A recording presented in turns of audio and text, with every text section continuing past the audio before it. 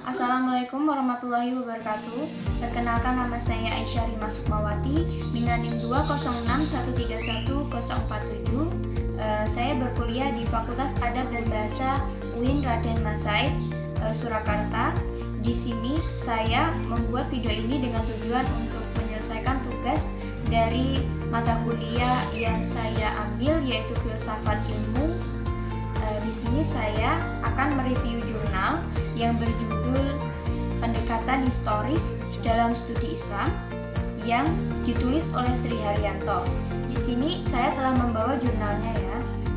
Yang pertama yaitu yang saya akan jelaskan, Sri Haryanto menjelaskan tentang tujuan pendekatan historis di dalam jurnal tersebut, yaitu untuk membuat rekonstruksi masa lampau secara sistematis dan objektif dengan cara mengumpulkan, mengevaluasi, memverifikasi, serta mensintesiskan bukti-bukti untuk menegakkan fakta dan memperoleh kesimpulan yang kuat. Pada jurnal ini beliau juga menjelaskan tentang objek studi Islam, tentang munculnya istilah studi Islam yang ada di dunia barat dengan istilah Islamic Studies dan dirasa Islamiyah di dunia Islam. Walaupun secara realita studi ilmu Islam keberadaannya tak terbantahkan, namun di kalangan ahli masih terdapat banyak perdebatan mengenai permasalahan studi Islam dapat dimasukkan ke dalam bidang ilmu pengetahuan, mengingat sifat dan karakteristik antara ilmu pengetahuan dan agama itu berbeda.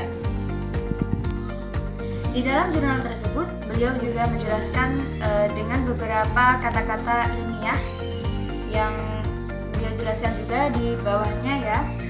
Di sini beliau juga, menurut saya jurnal ini termasuk jurnal yang kompleks, namun ditulis dengan singkat.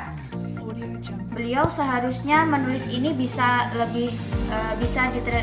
ditulis dengan lebih banyak kata lagi dan dijelaskan lebih banyak lagi, karena beliau mendapatkan beberapa pemikiran tersebut dari sumber-sumber yang lumayan banyak yang saya lihat di dalam jurnal tersebut.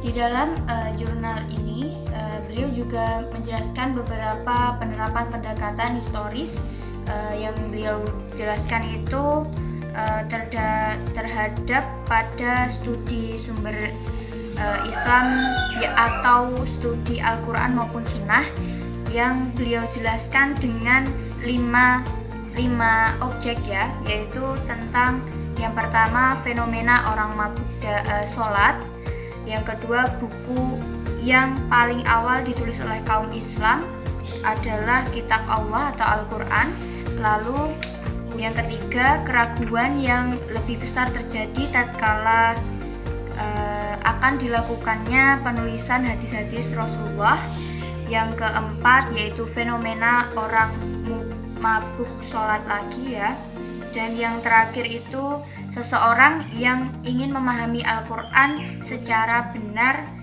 misalnya yang bersangkutan harus mempelajari turunnya Al-Quran atau kejadian-kejadian yang mengiringi turunnya Al-Quran tersebut.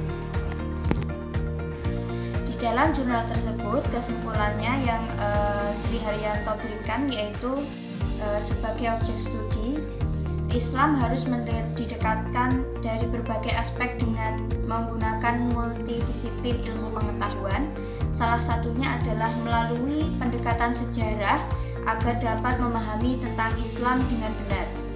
Pendekatan sejarah mengutamakan orientasi pemahaman atau penafsiran terhadap fakta sejarah yang berperan sebagai metode analisis atau pisau analisis, karena sejarah dapat menyajikan gambaran tentang unsur-unsur yang mendukung tumbuhnya suatu kejadian. Maka agama sebagai sarana penelitian haruslah dijelaskan fakta-faktanya yang berhubungan dengan waktu. Mungkin itu saja yang dapat saya sampaikan untuk mereview jurnal yang saya pilih pada video ini. Terima kasih. Mungkin apabila saya mempunyai kesalahan di dalam berkata-kata, saya mohon maaf. Terima kasih. Wassalamualaikum warahmatullahi wabarakatuh.